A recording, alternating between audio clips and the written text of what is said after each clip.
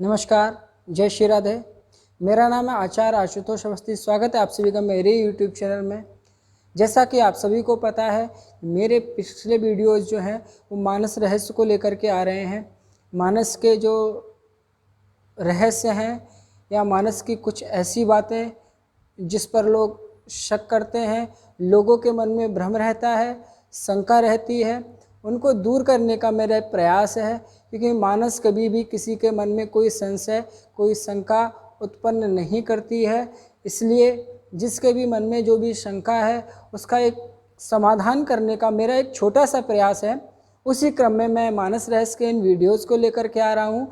अतः आप सभी इन वीडियोज़ को बहुत अच्छे से देखें और जो भी भ्रम है, जो भी शंका है, उससे संबंधित जो भी मानस से संबंधित, रामायण से संबंधित जो भी आपके मन में भ्रम है, उस भ्रम को आप हमसे डिस्कस कर सकते हैं, आप हमसे पूछ सकते हैं। हम उनको दूर करने का, उन भ्रमों को समाप्त करने का पूर्ण रूप से प्रयास करेंगे। स्वागत है आप सभी का। जैसा कि आज हम बात करने जा रहे हैं कि एक महाराज पृथु हुए हैं, रामायण में उनका नाम आया है। श्री रामचरितमानस के बालकांड के तीसरे दोहे की 9वीं चौपाई जो है उसमें लिखा गया है कि महाराज पृथु के 10,000 कान थे। महाराज पृथु 10,000 कानों से अलग अलग भगवान की कथाओं को सुनते थे। इस बात पर हम आज बात करेंगे कि कैसे वो 10,000 कानों से भगवान की लीलाओं का श्रवण करते थे, उनका चिंतन करते थे और मनन करते थे। जैसा कि रामचरितमानस में गोस्वामी तुलसीदास जी ने लिखा है, पुण्य प्रणवऊ पृथुराज समाना, पर अग सुनई सहस दस काना। पुण्य प्रणवऊ पृथुराज समाना। उनको बाबा तुलसी नमन कर रहे हैं, उनका वंदन कर रहे हैं, जिनके 10,000 कान हैं, यानी महाराज पृथु। महाराज पृथु कौन थे? ये आदि राजा थे, एक बहुत ही पुराने राजा थे जो बहुत समय से राज्य को अच्छे से चला रहे थे। और बताते हैं कि पृथ्वी शब्द इन्हीं के राज्य में, इस भूमि का पड़ा है। भूमि का नाम पृथ्वी जो है इन्हीं के राज्य में पड़ा है।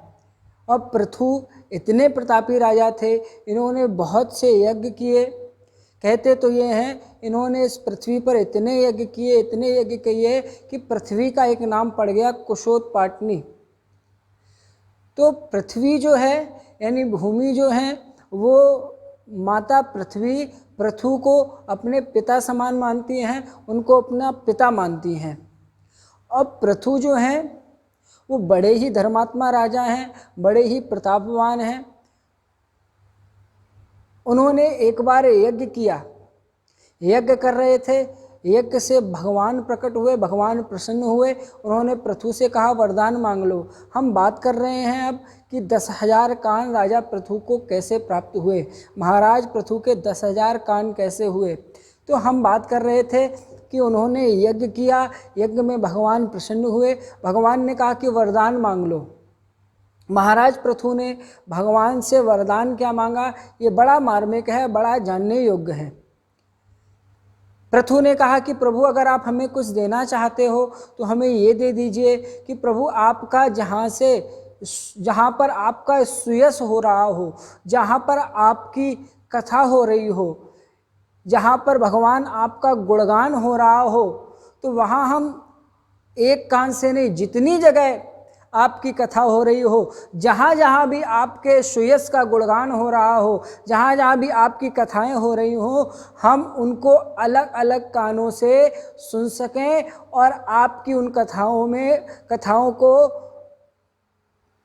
कथाओं का चिंतन कर सकें, जिससे हमारे हृदय में भक्ति का प्रवाह हो, माता भक्ति को हम अपने हृदय में धारण कर सकें। इसलिए महाराज हम आपकी कथा को सुनने के लिए 10,000 कान मांग रहे हैं। तो 10,000 कान इसलिए मांगे कि जिससे हम भगवान की लीलाओं को श्रवण कर सकें, उनके सुयश का गान कर सकें।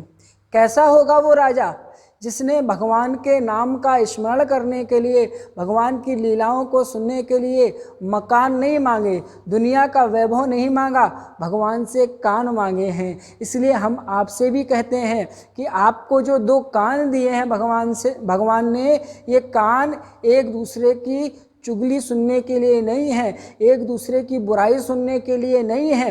अगर आप कर सकते हो तो सबसे बड़ा कानों का सदुपयोग होगा कि भगवान की लीलाओं का श्रवण करें, क्योंकि इस समय बहुत बड़ी समस्या चल रही है और भगवान की लीलाओं का श्रवण बड़ी से बड़ी समस्या को टाल सकता है।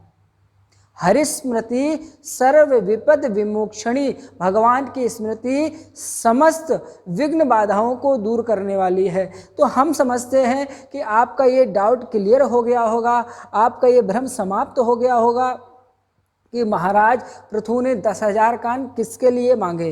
तो आप सभी को अगर ये वीडियो पसंद आया हो तो आप सभी इस वीडियो को लाइक करें, शेयर करें और जितने भी वीडियोज़ आए उनको पूरा देखने का प्रयास करें, जिससे आपकी कोई भी जो जानकारी है वो मिस ना हो सके। अतः आप सभी का मेरे इस चैनल से जुड़ने के लिए बहुत बहुत धन्यवाद। जय श्री राधे।